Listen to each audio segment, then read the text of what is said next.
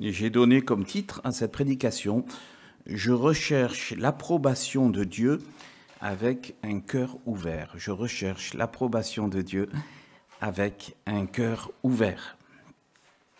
Romains 2.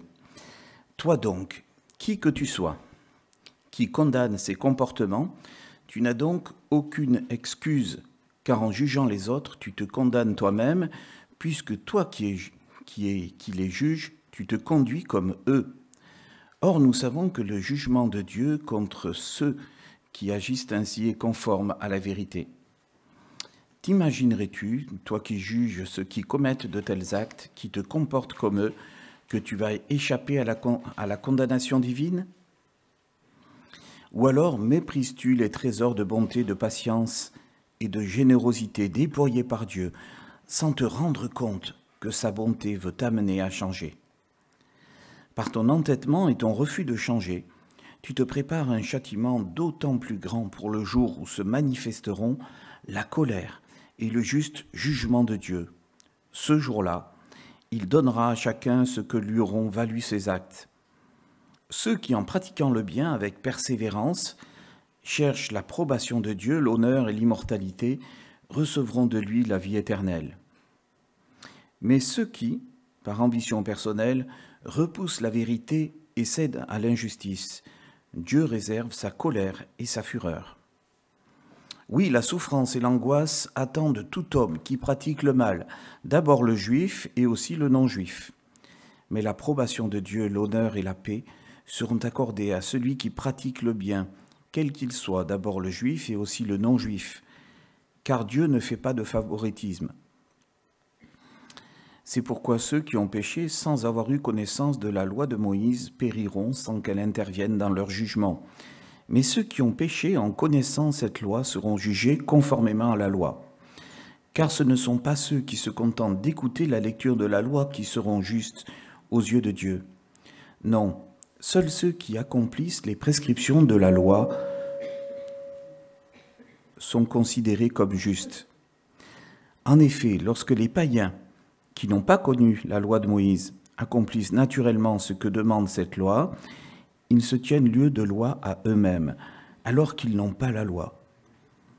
Ils démontrent par leur comportement que les œuvres demandées par la loi sont inscrites dans leur cœur. Leur conscience en témoigne également, ainsi que les raisonnements par lesquels ils s'accusent ou s'excusent les uns les autres. Tout cela paraîtra le jour où, conformément à l'évangile que j'annonce, Dieu jugera par Jésus-Christ tout ce que les hommes ont caché.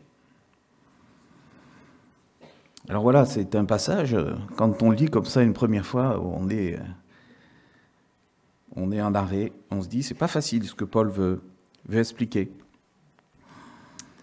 En étudiant ce passage, je me suis rendu compte que sur les 16 versets, au moins 15 mentions traitent de la notion de jugement, de condamnation. Je vous cite quelques verbes ou adverbes ou non. Juge, jugement, colère, te condamne toi-même, toi qui les juges, jugement de Dieu, condamnation divine, châtiment, le jour où se manifesteront la colère et le juste jugement de Dieu, ce jour-là, donc ce jour-là, c'est une expression qui veut dire le jour du jugement, et aussi Dieu réserve sa colère et sa fureur, c'est pas rien du tout, juger, juste, jugera. Et même ce matin, je me rappelle, dans le premier passage qui a été lu concernant Job, il a dit qu'il contemplerait l'Éternel, mais avant, il a parlé du jugement. Il avait cette espérance qu'après le jugement, eh bien, il pourrait contempler l'Éternel. Mais il a parlé du jugement. Bref, ce thème central dans l'épître de Paul ici m'a surpris, d'autant plus que les chrétiens d'aujourd'hui, eh bien, nous parlons beaucoup plus facilement, nos contemporains, quand nous témoignons d'un Dieu d'amour qui est compatissant, qui est sauveur, et il est aussi tout cela, c'est vrai. Mais pourtant, l'Ancien comme le Nouveau Testament traitent énormément de ces questions du jugement dernier, du jugement de Dieu. Et c'est vrai que si nous parlons uniquement du salut de Christ, qui nous sauve de nos péchés, cela apparaîtra souvent abstrait à nos contemporains. Quand nous parlons de péché, est-ce que ça parle au cœur de ceux à qui on parle. Ouais, j'ai péché, et alors? Il pourrait nous dire, mais on peut être sauvé, mais oui, mais de quoi? Et quelles sont les conséquences si on n'est pas sauvé? Alors, à l'appui de notre passage, pour approfondir cette question du jugement, je vous propose un plan en 3 parties. Nous verrons tout d'abord que Dieu jugera, il condamnera ou graciera. Ensuite, nous verrons le côté humain face à ce jugement annoncé. Quel est en particulier mon comportement vis-à-vis d'autrui? Devant ce jugement, comment est-ce que je me comporte vis-à-vis des personnes autour de moi? Est-ce que je peux m'ériger en juge des autres? Et qu'est-ce que cela révèle à moi? Donc, deuxième partie, être le juge des autres, le comportement à l'égard de mon contemporain. Enfin, nous verrons quelle est notre part. Qu'est-ce qui est juste devant Dieu? Si nous croyons que Dieu va nous juger, que devons-nous faire et comment nous y préparer? Nous verrons dans cette dernière partie comment rechercher l'approbation de Dieu pour hériter de la vie éternelle. Alors premièrement, Dieu jugera, il condamnera ou graciera au jour du jugement. De très nombreux versets dans la Bible parlent du jour du jugement, c'est-à-dire du jugement dernier. Un jour, Dieu mettra fin à notre monde tel que nous le connaissons. Et ce qui marquera la fin de notre monde sera le retour de Jésus-Christ et le jugement de tous les hommes. Le jugement dernier est quelque chose d'absolument certain. Prenons un exemple parmi tant d'autres. Dans 2 Pierre 3,9, le Seigneur n'est pas en retard dans l'accomplissement de sa promesse, comme certains se l'imaginent. Il fait simplement preuve de patience à votre égard, car il ne veut pas qu'un seul périsse. Il voudrait au contraire que tous parviennent à se convertir. Mais le jour du Seigneur viendra. Le jour du Seigneur, c'est le jugement, n'est-ce pas? Il viendra ce jour comme un voleur. En ce jour-là, le ciel disparaîtra dans un fracas terrifiant. Les astres embrasés se désagrégeront et la terre se trouvera jugée avec tout ce qui a été fait sur elle. Puisque tout l'univers doit ainsi se désagréger, quelle vie sainte vous devez mener et combien vous devez être attaché à Dieu en attendant que vienne le jour de Dieu. Le jour de Dieu encore, il est dit. En attendant sa venue. Deuxième élément, donc premièrement, le jugement dernier, le jugement des hommes, de tous les hommes, est certain. Deuxièmement, ce jugement touchera tous les êtres humains, chrétiens ou païens, vivants ou même les morts. En 2 Timothée 4:1, c'est pourquoi devant Dieu et devant Jésus-Christ qui va juger les vivants et les morts, et dans la perspective de sa venue et de son règne, je te recommande solennellement, proclame la parole, insiste en toute occasion, etc. Ici, il dit à Timothée, mais il y a le jugement, donc il faut en tenir compte, et chaque fois qu'on a l'occasion de parler de la vie éternelle avec Dieu, il faut le faire. Dans Hébreux 12:23 aussi, vous vous êtes approchés de l'assemblée des fils premiers-nés de Dieu dont les noms sont inscrits dans les cieux. Vous vous êtes approchés de Dieu, le juge de tous les hommes. Troisième paramètre concernant ce jugement à venir, eh bien, il sera entièrement juste et indiscutable. Il est dit même que tous les hommes un jour se mettront à genoux devant Dieu. Il est tellement juste que ce qu'il dira, on ne pourra que s'incliner et dire, ben oui, tu as raison. Abraham parle à Dieu lorsqu'il voulait éviter la destruction de Sodome et de Gomorrhe. Il lui dit, tu ne peux pas faire cela. Tu ne peux pas traiter de la même manière le juste et le coupable qui sont dans cette ville et faire mourir le juste avec le méchant. Toi qui juges la terre entière, encore il est parlé du jugement dernier, n'agirais-tu pas selon le bon droit, selon le droit? Et l'Éternel lui répondit, si je trouve à Sodome 50 justes, je pardonnerai à toute la ville à cause d'eux. Voilà, on voit que c'est un Dieu juste. Oui, il y aura un jugement dernier, mais ce jugement sera parfait. Enfin, qui dit jugement, je ne sais pas si vous êtes déjà allé à un tribunal, mais dit verdict à la fin du jugement, c'est-à-dire soit une condamnation ou soit un acquittement.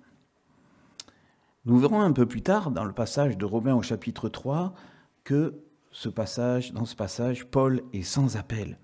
Le verdict, c'est coupable. Romains 3, 19, nous le savons, ce que l'Écriture dit dans la loi, elle s'adresse à ceux qui vivent sous le régime de la loi. Il en est ainsi pour que personne n'ait rien à répliquer et que le monde entier soit reconnu coupable devant Dieu. Et un peu plus loin, toujours dans le livre des Romains, Romains 6, 23, « Car le salaire du péché, c'est la mort, mais la grâce de Dieu, c'est la vie éternelle en Jésus-Christ, notre Seigneur. » Alors nous voyons que la mort éternelle, c'est-à-dire la séparation pour toute l'éternité d'avec Dieu, c'est le châtiment commun, normalement, qui devrait être appliqué à tous les hommes, du fait de leur culpabilité. Mais l'apôtre Paul, dans ce que nous avons lu, laisse entrevoir qu'il y a une solution.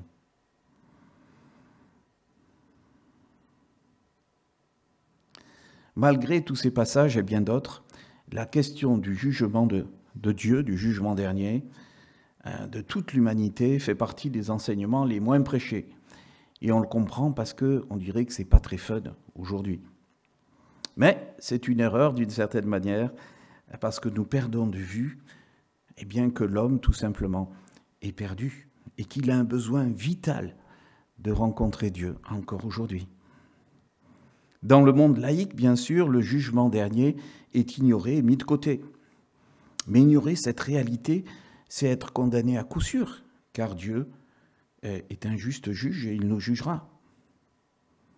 Et même l'ennemi de Dieu, Satan, se régale à répandre l'idée que comme Dieu est bon, tout homme, finalement, ira au paradis. Par conséquent, il est inutile d'avoir peur d'un jugement. Mais abolir l'idée du jugement et ne pas en parler est le plus sûr chemin pour aller à une sûre perdition. Alors nous qui affirmons être chrétiens, est-ce que nous avons la certitude que le jugement de tous les hommes aura bien lieu? Je vous pose la question ce matin parce que dans certains milieux, il y en a qui disent le jugement, en nous appuyant sur la parole de Dieu, est-ce que nous avons la certitude que le jugement de tous les hommes aura bien lieu? Et est-ce que nous prenons dans ce cas-là toute la mesure de ce que cela signifie pour notre prochain?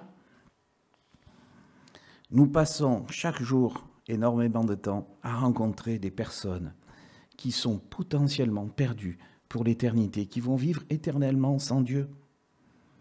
Que pouvons-nous faire? La seule réponse pertinente, encore aujourd'hui, en 2023, c'est la bonne nouvelle de l'Évangile de Jésus-Christ.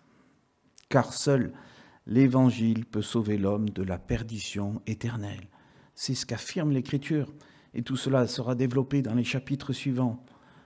Et à un moment donné, l'apôtre Paul s'exclame « L'Évangile est une puissance extraordinaire pour le salut de quiconque croit. » Application pour nous dans la vie de tous les jours. Lorsque je discute avec quelqu'un, en dehors de la conversation qui m'intéresse, le dernier match de l'OM, la pluie, le beau temps, ou celui qui est mon voisin qui est décédé, est-ce que je perçois avec acuité que cette âme avec qui je discute est perdue aux yeux de Dieu et qu'elle a absolument besoin de recevoir le message de l'Évangile de Christ? Et je dirais même, soyons pratiques, lorsque je témoigne de ma foi, est-ce que j'ose parler du jugement à venir de Dieu? Ça, c'est pas facile. On parle souvent du salut, bien sûr, mais on ne dit pas pourquoi. On ne développe pas assez pourquoi on doit être sauvé. Alors dans notre texte, nous avons vu que Paul, qui avait terminé le chapitre précédent, le premier chapitre, c'est David qui a commenté cela il y a 15 jours, il avait terminé et Paul donnait une citation de tout ce que les hommes pouvaient faire de mal, leurs vices, leurs péchés, etc. Et donc, en terminant cette liste, il attaque notre chapitre, ce que nous venons de lire. Et il s'adresse maintenant à tous. Il dit « Toi donc, qui que tu sois », donc on est tous concernés. Et tous ces auditeurs de Paul étaient concernés. Toi qui condamnes ces comportements, je vais te dire ceci. Il développe le fil de sa pensée. Donc nous allons voir maintenant quel est notre comportement devant de tels péchés. Et la question qui se pose dans notre deuxième partie, c'est peut-on être juge des autres? Quel est mon comportement à l'égard de mon contemporain? On voit bien quel était le danger pour certains du temps de Paul. S'ériger en juge d'autrui. Parce qu'on ne commet pas tel ou tel péché, eh bien cela signifie automatiquement qu'on est meilleur que ces personnes. Et on peut les juger, les condamner.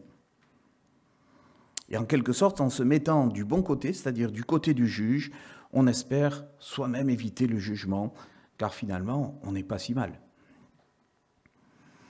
Paul montre qu'on ne peut se proclamer juge, car si on s'examine soi-même, on se rendra compte en réalité qu'on fait du mal, que l'on vole par exemple, que l'on ment, etc. On se conduit finalement comme ceux que l'on condamne. Et donc, en condamnant les autres, eh bien, on prononce un jugement de condamnation contre nous-mêmes. Voilà sa démonstration. Et le verdict de Paul est sans appel. Au verset 3, « Tu n'échapperas pas à la condamnation divine ». Dans cette attitude, on juge les autres et on croit que comme on est meilleur qu'eux, qu'on est capable de respecter d'une certaine manière la loi, eh bien, on va gagner notre salut. Oui, il s'agit de gagner notre salut par des œuvres, par nos propres forces, en faisant plus de bien que de mal finalement. Mais ça, ce n'est pas du tout le message de l'Évangile. Nous pouvons repenser à la remarque du jeune homme riche qui venait rencontrer Jésus et qui affirmait à Jésus avec aplomb qu'il avait respecté tous les commandements depuis sa prime jeunesse. Il se voyait quasiment parfait. Il ne voyait pas ce qui pouvait lui manquer pour obtenir la vie éternelle. Il avait coché toutes les cases. Mais Jésus, dans sa réponse, le confronta et lui montra que son problème, c'était l'argent, que l'argent avait la première place dans sa vie, avant Dieu. Il était ainsi son propre maître, libre de ses décisions. Dieu n'avait pas son mot à dire.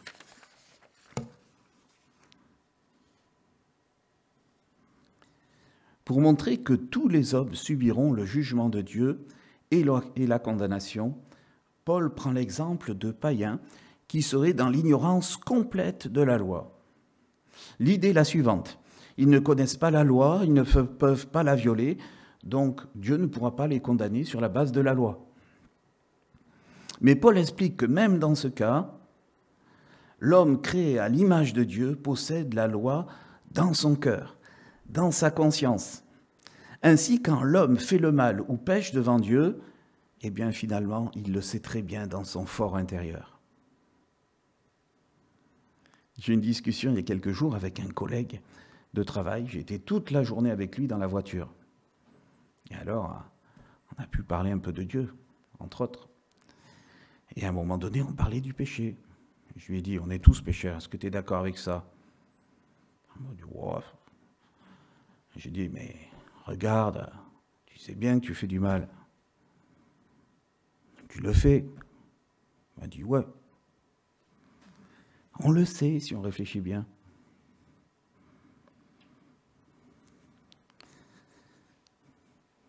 Donc cet homme qui est sans loi, quand il pêche, il le sait dans son fort intérieur.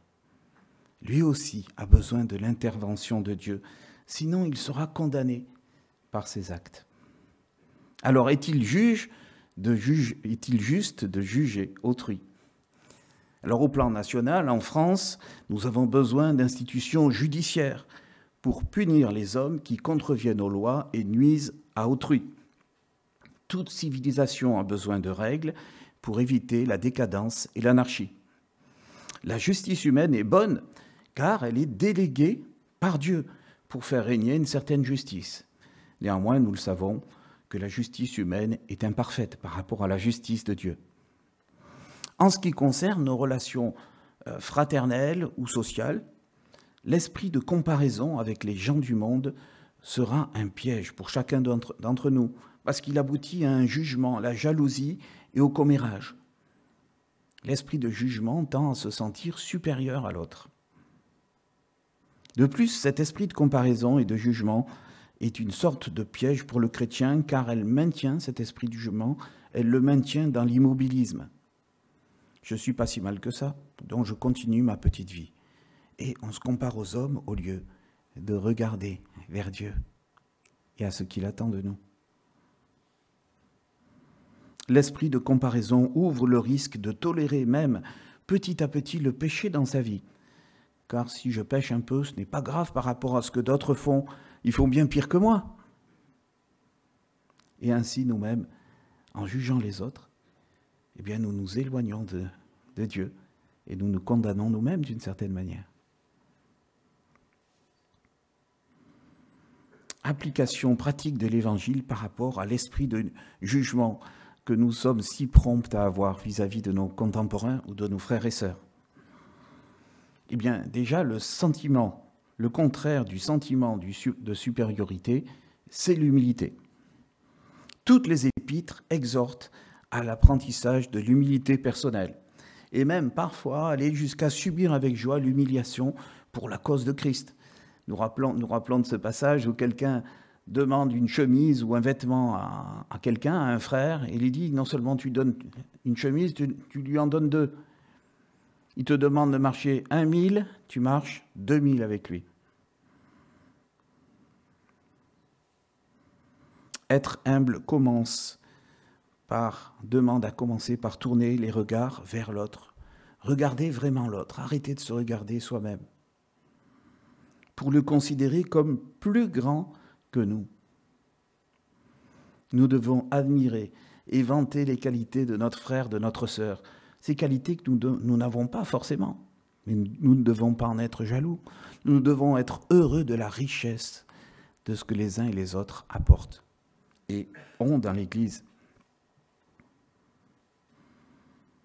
Nous sommes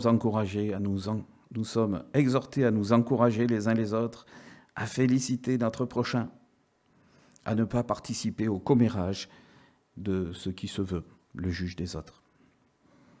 En un mot, nous pouvons dire que l'évangile de Christ est pertinent, car il doit nous pousser à aimer notre prochain et notre frère spirituel en tout premier, c'est-à-dire celui qui est à côté de vous, ici.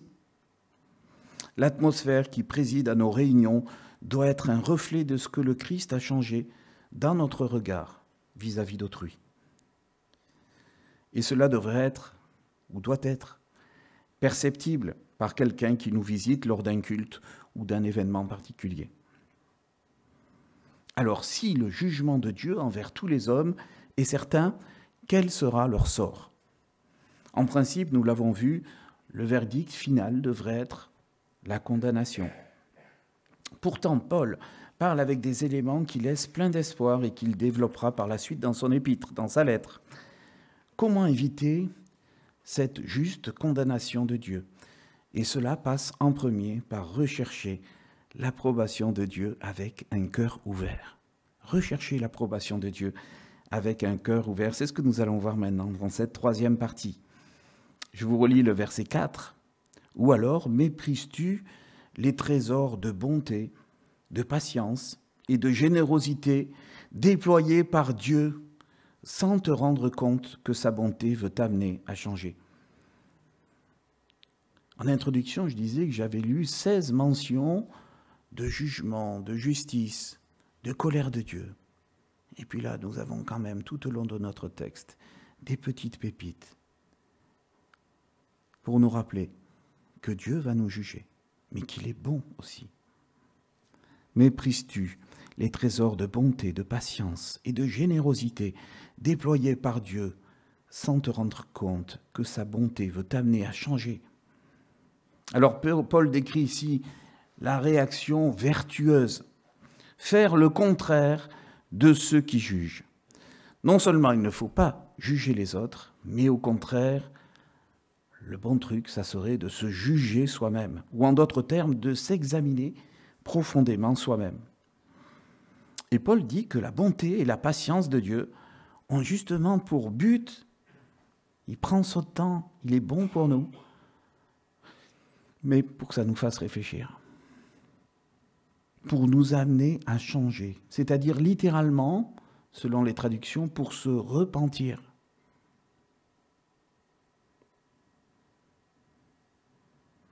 Nous avons 70 ans pour comprendre cela. En moyenne, 70 ans, 80 ans. Je ne veux pas faire peur à nos plus âgés. 100 ans. Voilà, je vais me baser sur la grand-mère de notre frère.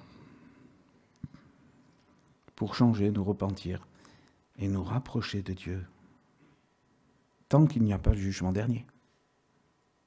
C'est ce que Dieu désire pour le cœur humain, pour le cœur de tout homme, de toute femme. Avoir un cœur contrit, qui réclame l'aide de Dieu, qui reconnaît son échec. Et il est patient pour chacun d'entre nous. Heureusement, frères et sœurs, qu'il a été patient avec nous, n'est-ce pas? Dieu attend tout en étant généreux et bon, nous dit Paul. On voit bien que le frein ne vient pas de Dieu, mais bien du cœur rebelle et indépendant de tout homme. Alors, pourquoi est-il nécessaire de se repentir devant Dieu? C'est bien beau de parler de repentance, mais c'est quoi le but? Pourquoi Jésus insistait-il tellement au début de son ministère en disant aux foules, « Repentez-vous, car le royaume des cieux est proche. » Repentez-vous. Eh bien, parce que Jésus avait en vue justement ce jugement qui allait venir pour tous les hommes, ce jugement qui condamne l'homme. Mais il avait aussi en vue la grâce dont l'homme peut bénéficier par le salut de Jésus-Christ.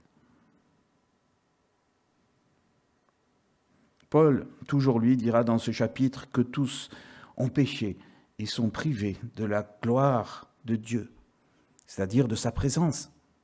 C'est la conséquence du péché. Le péché nous sépare de Dieu parce qu'il est saint. Nous voudrions rencontrer Dieu, mais notre péché nous sépare de ce Dieu parfait. Que faire alors, puisque nous sommes coupables devant lui? Alors Paul, vous l'avez noté peut-être, dit d'abord que Dieu ne fait pas de favoritisme. C'est une bonne nouvelle. Pas de piston devant Dieu. Pas de favoritisme entre le juif et le non-juif. Ça veut dire que tous les hommes sont logés à la même enseigne. Ils sont tous pécheurs dès leur naissance. Et également, il n'y a pas de favoritisme entre ceux qui ont la connaissance de la loi et ceux qui ne la connaissent pas. Tous sont pareillement condamnables. Le jugement dernier ne peut que déclarer coupable tout homme qui se présente devant Dieu. Et Paul prend l'exemple de la loi, car le judaïsme était très attaché au respect des 10 commandements, ces fameux 10 commandements. Les Juifs pieux pensaient qu'une pratique assidue et respectueuse de la loi les sauverait. En fait, le problème, c'est que la pratique de la loi condamne inévitablement tout homme, car il ne peut parfaitement la respecter. Finalement, cette loi qui était parfaite, qui était faite pour protéger les hommes, mais qui est tellement parfaite, eh bien, elle met en évidence le péché de chaque homme. Finalement, la loi doit amener tout homme à reconnaître sa faillite, son impuissance, et finalement qu'il est perdu. Romains 3, 20, donc un chapitre plus loin, que nous verrons bientôt, insiste sur cela. Personne ne sera déclaré juste parce qu'il aura accompli les œuvres demandées par la loi. En effet, la loi donne seulement connaissance du péché. Mais oui, la loi révèle nos faiblesses. La conclusion, c'est que seule l'intervention de Dieu peut sauver l'homme. Si Dieu n'intervient pas, nous sommes perdus. Et nous avons une illustration de cela dans un évangile. Les évangiles interrogeaient Jésus et ils étaient étonnés de Jésus qui disait qu'il est difficile pour un homme très riche, un homme aisé financièrement, d'accéder au royaume de Dieu. Et les disciples pensaient que, au contraire, la richesse était signe que Dieu les bénissait. Et si Dieu les bénissait par des richesses, eh ben, c'est automatiquement qu'ils auraient droit au paradis. C'était les premiers qui rentreraient dans le paradis. Mais Jésus a déconstruit cette idée. Et il disait à ses disciples, vraiment, je vous l'assure, il est difficile à un riche d'entrer dans le royaume des cieux. Oui, j'insiste, il est plus facile à un chameau de passer par le trou d'une aiguille qu'un riche d'entrer dans le royaume de Dieu. En entendant cela, les disciples furent très étonnés et demandèrent « Mais alors, qui peut être sauvé ?» Jésus les regarda et leur dit « Cela est impossible aux hommes, mais à Dieu tout est impossible. Tout est possible. » Donc, chers amis, sous-entendu, par nos propres forces, nous ne pouvons pas nous sauver nous-mêmes. Nous ne pouvons pas nous présenter au jugement dernier et dire à Dieu « Regarde, tu ne dois pas me condamner, regarde ce que j'ai fait dans ma vie. » Non, ça ne marchera pas. Nous serons condamnés. Mais ce qui est impossible par nos propres forces, c'est possible à Dieu, et c'est ça la bonne nouvelle de l'évangile de Christ. Il est nécessaire, obligatoire, un jour ou l'autre dans notre vie, que nous nous repentissions devant Dieu, le juste juge, pour obtenir de lui le salut de Christ. Et j'ai une bonne nouvelle, c'est que c'est entièrement gratuit. C'est bon pour les pauvres comme pour les riches. Telle est la bonne nouvelle de l'Évangile. Jésus-Christ est venu mourir pour les pécheurs afin qu'ils aient la vie éternelle. Jean 3, 36, l'apôtre Jean nous dit « Celui qui croit au Fils a la vie éternelle. Celui qui ne croit pas au Fils ne verra pas la vie, mais la colère de Dieu demeure sur lui. » La colère de Dieu, ça nous fait penser bien sûr au jugement dernier. Celui qui croit au Fils a la vie éternelle. Celui qui ne croit pas au Fils ne verra pas la vie éternelle, mais la colère de Dieu demeure sur lui. Donc ce verset nous dit que sans la foi en Christ, on ne peut pas éviter le jugement de Dieu qui nous condamnera. Chers amis, sur la base de ce texte et bien sûr de beaucoup d'autres, et plus de 2000 ans après la résurrection de Christ, j'ai envie de vous poser cette question. Cet évangile est-il encore pertinent aujourd'hui? Est-il encore valable? Eh bien oui, plus que jamais. Parce que l'homme a toujours ce besoin vital de salut du Christ pour échapper à la condamnation du jugement dernier. Alors j'ai envie de vous dire, avec simplicité ce matin, mais avec profondeur, chers amis, est-ce que chacun de nous, dans cette salle, nous avons été sauvés par Jésus-Christ? Est-ce que chacun d'entre nous, nous pourrions dire ce matin, comme un témoignage, avec foi et confiance, que nous avons été graciés, parce que le Christ a reçu le châtiment de notre condamnation. Il est mort sur la croix, il a été condamné à notre place. Et Dieu nous dit, non coupable, tu es juste à mes yeux. Alors si ce n'est pas le cas, mais si vous désirez bénéficier de cet acte prodigieux, repentez-vous de vos péchés et Christ sera en mesure de payer votre rançon pour que vous soyez sauvés. Aujourd'hui encore est le temps de la grâce et du salut, et cela jusqu'au jour du jugement. Alors pour terminer, je voudrais faire une petite parenthèse théologique avec un verset qui a pu vous surprendre, je ne veux pas le mettre de côté. C'est au chapitre 2, versets 6 et 7, où Paul écrit ce jour-là, c'est-à-dire le jour du jugement, il donnera à chacun ce que lui auront valu ses actes. Ceux qui, en pratiquant le bien avec persévérance, cherchent l'approbation de Dieu, l'honneur et l'immortalité, recevront de lui la vie éternelle.